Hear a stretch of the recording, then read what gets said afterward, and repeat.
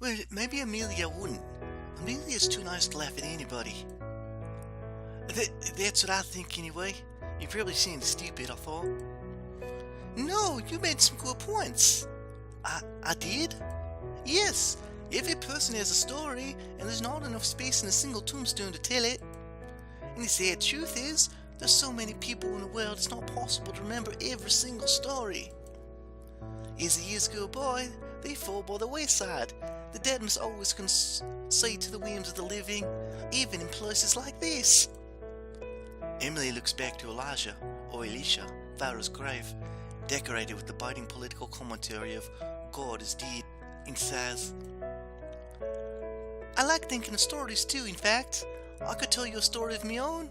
I've been turning it over in my head for quite some time, and I wouldn't be intrigued to hear your response.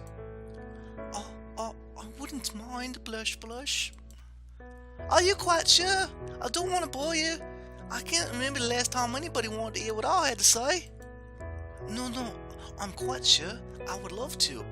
There was nothing else I wanted to do here anyway. Nothing other than wonder, trying to avoid thinking about school the next Monday, and how much trouble I'd be in when I discovered that I was playing truant. I always run away from my problems. I've done ever since I was a child.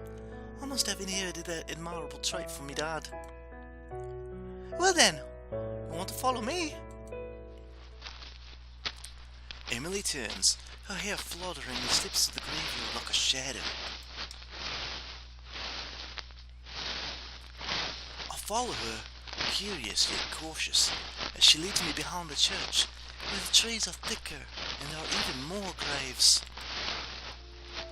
She draws my attention to a tombstone, just one tombstone of many. It's just out of the grass like a tooth from a gum, slightly crooked. A few cracks run down its grey sides, and at the top of the graves, fringed with pale yellow lichen.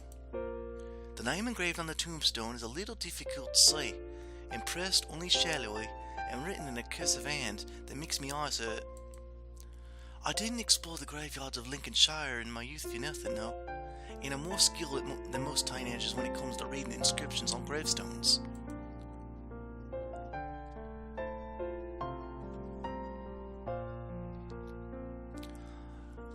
Here lies the body of Philip Burns, 1807 to 1851.